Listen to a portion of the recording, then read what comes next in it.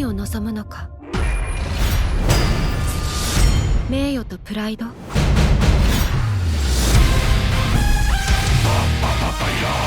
Heed my words, boy. There lies your destiny. 久しぶりにいい気分だ。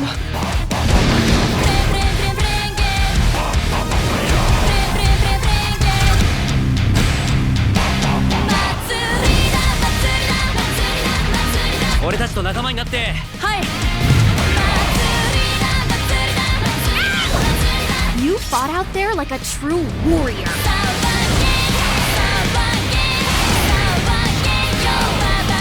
やらなきゃならないことがある。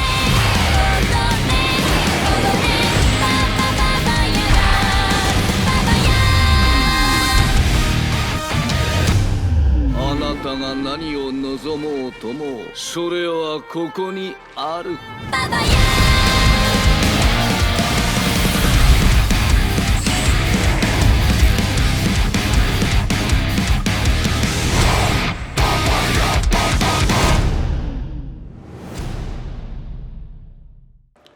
Hello everyone at New York Comic Con and welcome to the Crunchyroll Originals panel. I will be your solo moderator for today and my name is Tim Liu, host of Crunchyroll and some guy. And in this panel today we'll be highlighting some of Crunchyroll's originals, including hit shows that you can watch right now and some that are coming soon. And also we've got some exclusive content straight from Virtual Crunchyroll Expo that was only ever shown there. So I guess it's now exclusive to Virtual Crunchyroll Expo and New York Comic Con. Anyhow, good stuff. So without further ado, let's get straight into it. First, we have the epic adventure to climb high with Tower of God, a Crunchyroll and Webtoons Productions. Reach the top, and everything will be yours. At the top of the tower exists everything in this world, and all of it could be yours. You could even become a god. This is the story of the beginning and the end of Rachel, the girl who climbed the tower so she could see the stars, and Pam, a boy who needed nothing but her. Alright, I don't know if you guys have already checked this out on the Crunchyroll.coms, but here's a quick trailer if you haven't. And if you have, recap, I guess. Run it.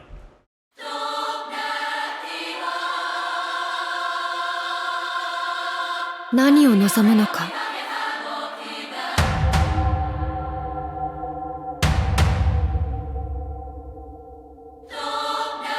名誉とプライド。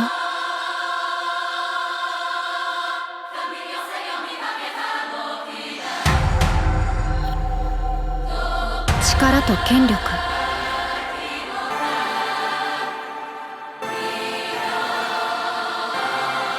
金と財宝。復讐、それともこれらすべてを超越するもの。命をかけ、あなたは何を望んで塔に登るのですか？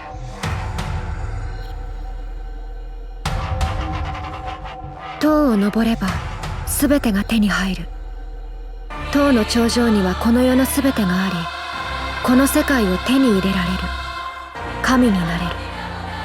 これは星を見たくて塔を登る少女ラヘルと、そんな彼女がいれば何もいらない少年夜の終わりと始まりの物語。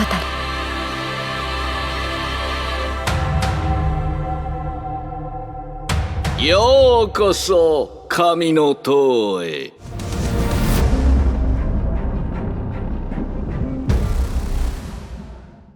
So, okay guys, this series is already up online, so please check out Crunchyroll.coms to binge it all right now. Well, not right now, after the panel. Check it out after the panel. Right now. The second Crunchyroll Originals is the epic adventure to punch and kick and beat up your opponents with the God of High School. In this story, 3 fighters will take their skill to the next level as they compete against Korea's strongest in a no-holds-barred tournament. Each specializes in a different style of martial arts, all have very personal motives, and no matter their driving forces, one thing is certain. They're here to win, to have any wish they desire to come true. Wow. What dark truths lie beneath the surface of this tournament? And what new powers will our heroes gain to achieve their goals? The heavens will rumble as the God of High School tournament begins. Okay, let's run that trailer real quick. Run it.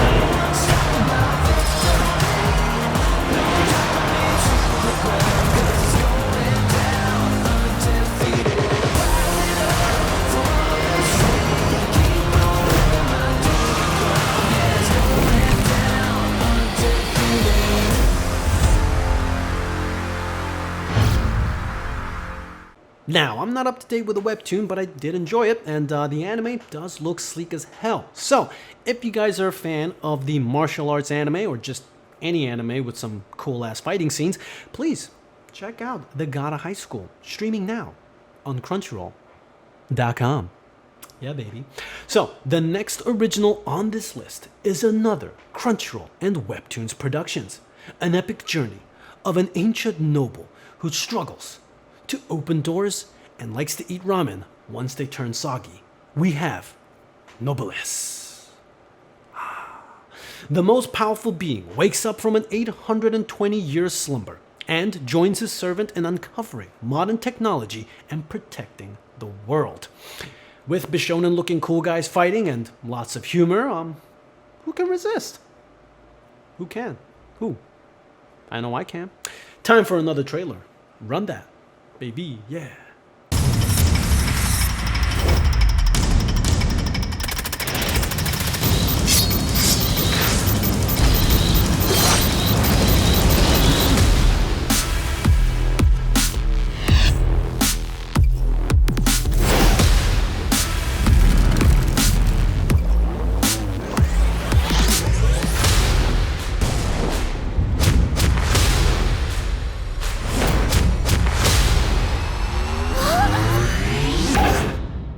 やっぱり落書きしたくなるよね。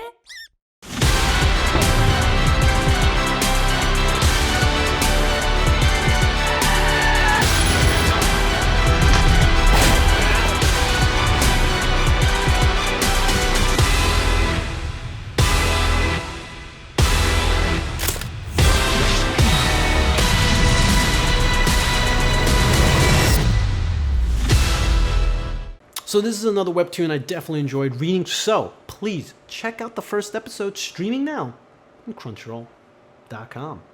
Yeah, baby. Okay, so our final entry is the epic adventure of an Aztec boy who was chosen by the gods to save humanity. Onyx Equinox. Yeah. So, if you think Tower of God, The God of High School, and Noblesse was cool, we've got another Crunchyroll Originals we are excited to share with you. Onyx Equinox is coming this November to Crunchyroll. Now, I could just sit here and tell you about why the show is amazing, or I could just show you, which I will do that, because who wants to listen to me talk sitting? Nobody. All right, run the trailer.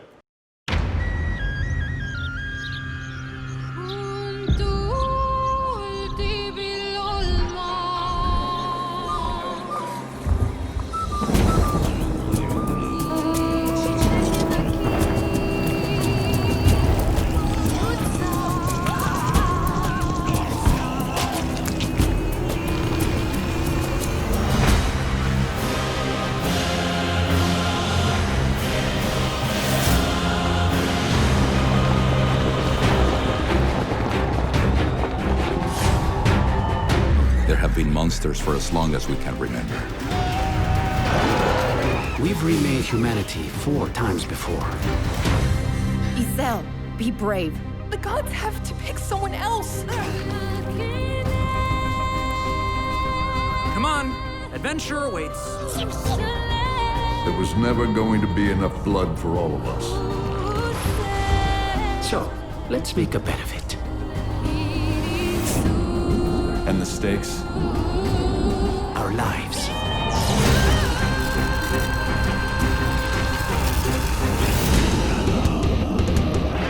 I have a destiny to ensure you do yours.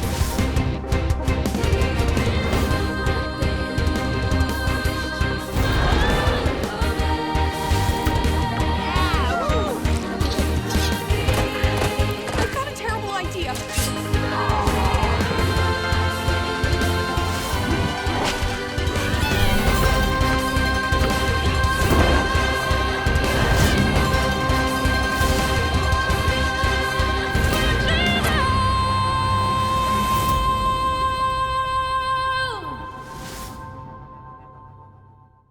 Now, we have more exclusive content for Onyx Equinox, so let's check in with the creative team to hear a little bit more about the story in Onyx Equinox.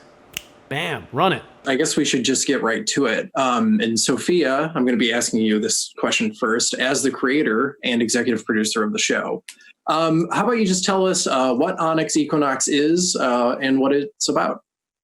Yeah, it's Onyx is a story about Isel, who was forced to take on a near impossible challenge by the gods during a very vulnerable and impressionable time of his life, because this is right after his sister was sacrificed in his stead. So he has a lot of anger and apathy towards his fellow man. So his journey is going to be very turbulent.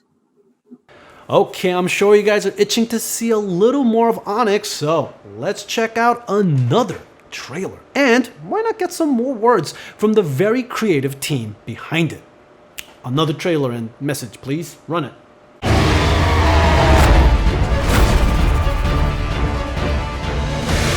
gods have sunk an entire city into the underworld. We should close the 5 gates. Let's make a bet of it. I'll use a human, the lowest of the low, to close the 5 gates. A bet? Who shall be your lowest of the low? I'm humanity's champion. You have been handchosen by the gods to close the gates of the underworld. If you fail, mankind will be wiped from the face of the earth. Why should I care what happens to humanity? They took everything from me! I have a destiny, and it is to ensure you do yours. I can't be called. Only the cry of your blood can summon me. Isel, be brave. I am always going to be with you. You survived. You're not as useless as he thinks. Humanity can't do anything alone. Come on, adventure awaits.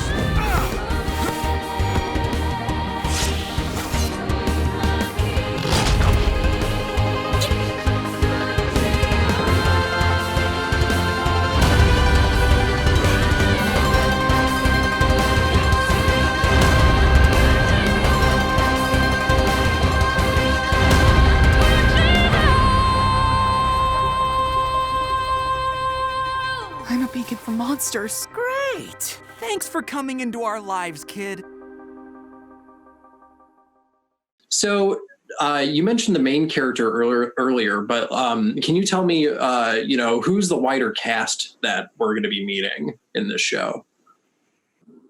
Yeah, so I can't say I have a favorite character because they're all my children in a way, but we will meet a lot of really fun characters like the twins, who are professional ulama players, which is the ball game that I'm hoping a lot of people have seen before. They are playful and arrogant because they know that they're really good at what they do, and they unwillingly join Isel in his journey because they accidentally bonded to this ball, which acts as a compass that guides them to their next location. Along the way, we'll also meet some amazing other characters, including Zianya, who is our dark warrior type with a past, Janastiku, who is a priestess, and of course, lest we forget, Yalthul, who is our amazing jaguar emissary of the gods, who I think will become very much a fan favorite, especially because of his dynamic with our main character, Isel. They have just such a fun two-hander dynamic throughout the series, which involves a lot of yelling. But I love that trope, so I think it'll be fun for our audiences too. Okay, we're not done yet. Let's hear a bit from Angie Millis and Dulce Benavides as they talk with the executive producer and creator of Onyx Equinox, Sophia Alexander, and Dr. Kirby Elizabeth Farah, a professor of anthropology at Gettysburg College and an archaeologist specializing in Mesoamerica. Fun fact, Dr. Kirby is the cultural and historical consultant for Onyx Equinox. So, with all that said, let's check out the clip. What was the most difficult thing? I'm sure there were a lot, but most difficult thing about turning the gods into animated characters, adapting them for the story? All right. So I'm sure Dr. Farah is going to back me up on this, but at least for the creative part, it kind of felt a little bit like a Wild West for me because I have yet to see certain gods depicted in popular media, not just in history books like in codices or as drawings for kids in elementary school like me. So how do I create a design of an actual god that in history and translate the very flat 2D design in the codices, the iconography of it, into animated cartoon, right? A character. To begin with, for me, the biggest challenge was how can I, the easiest and quickest way of taking the essence of this god and putting into a character was, for example, Quetzalcoatl is known as the feathered serpent. Well, do I put feathers on this character? Or Tezcatlipoca, he has the franja. Ay, Dulce, help me. The line, the line that crosses, the stripe across his face. And he's known for being the obsidian smoking mirror. So I gave that character like he's breathing smoke. And, there's little details here and there about the special effects that are, things that you can find in the codices, right? But it was challenging, but it was super fun. And especially because these two gods that I speak of have a long-standing kind of rivalry.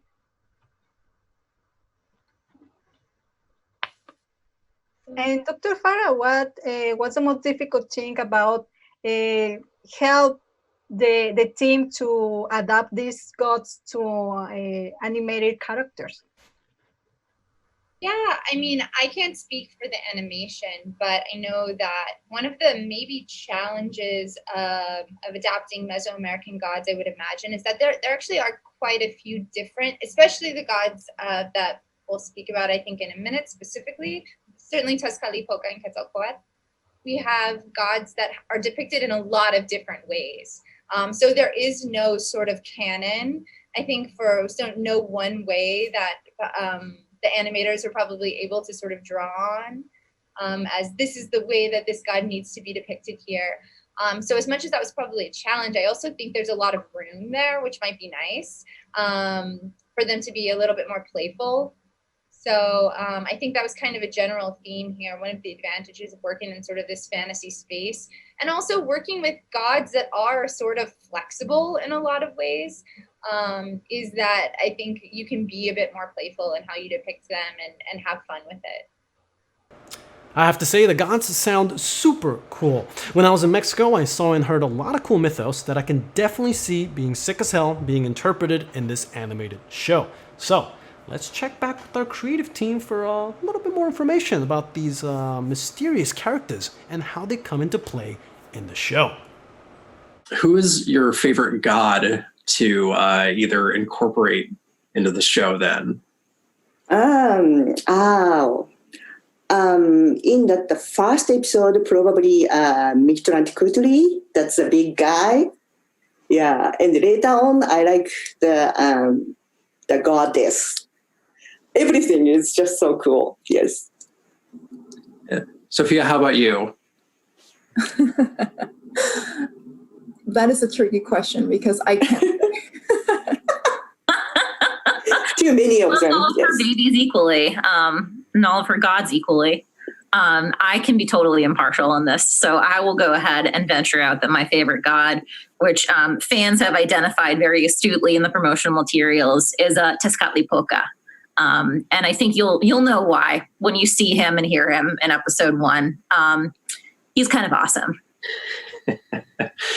I apologize that I don't know their names yet, but the guy who smokes a lot. That's my boy, Tezcatlipoca. Oh, okay, all right, that's him. Great. Yeah, no, he seems like a lot of fun. You know? Yeah, and since he's one of the main perpetrators, I'm going to say, we tried to pick up on very specific traits of the gods because they will be taking different forms. So how can the audience identify these gods, not just by voice, but truly by, for example, Tezcatlipoca being, his name means obsidian smoking mirror. So the smoke being what he breathes out. And well, I can't say much, but you will be seeing the iconography of him on other characters. And as a special treat, what's a little treat? Let's check out an exclusive clip from the show. Run that clip.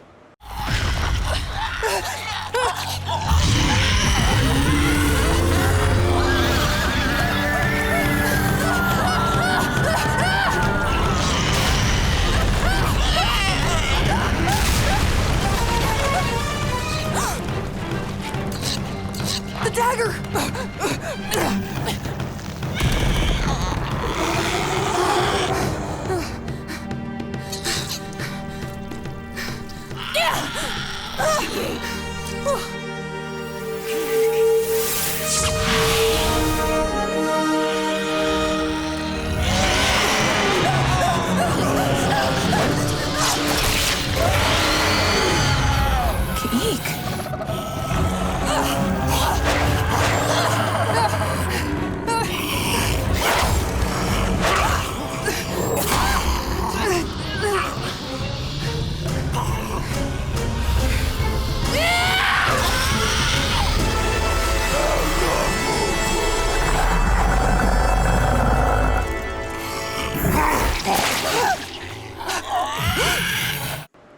Okay, before we end it all, here is the team of Onyx Equinox, and they have some pointers that we all should know about going into episode 1 this November. What do you got for us, team? This is a question for all of you, but Marissa, let's start with you. Is there anything fans should know going into the first episode? Yeah, let's see. I feel like the one thing that fans should know is that the attention to detail that the entire crew, that Sophia, that Kuni put into the design and the animation of this, there's intention behind every little thing you see on screen. So if you might see like an effect, whether it's smoke or whether it's something blowing in the wind, it might actually mean something. Meaning like it might actually be part of like it might be a pictogram or a glyph. So check it out. Use your translation skills, I would say, your ancient Maya translation skills, because we all have that. So. And there's also a lot of meaning behind color. For me, it was very important. Our culture is very colorful. Even Mexico today, we are a very vibrant color. And so for me, there are 3 key colors that I'm hoping the future Onyx fans would catch up on, and they all mean very different things. And one of them, well, not one of them, but 2 of them were actually inspired from Mesoamerican Mexico and what people tied to those colors. Okay, that's all the time we have for today. Thank you all for joining us here at the Crunchyroll Originals panel. Remember, you can check out Tower of God, The God of High School, and Noblesse, all streaming right now on Crunchyroll.com, baby. And be sure to check out episode 1 of Onyx Equinox this November. Once again, I'm some guy, Tim Liu, and if you guys want, why not check out the Crunchyroll YouTubes? Check me out, talk about a bunch of YouTube stuff, anime stuff on YouTube. Maybe even subscribe. Press the bell icon. Who knows? Anyhow, bye-bye. You have a good weekend, weekday, week.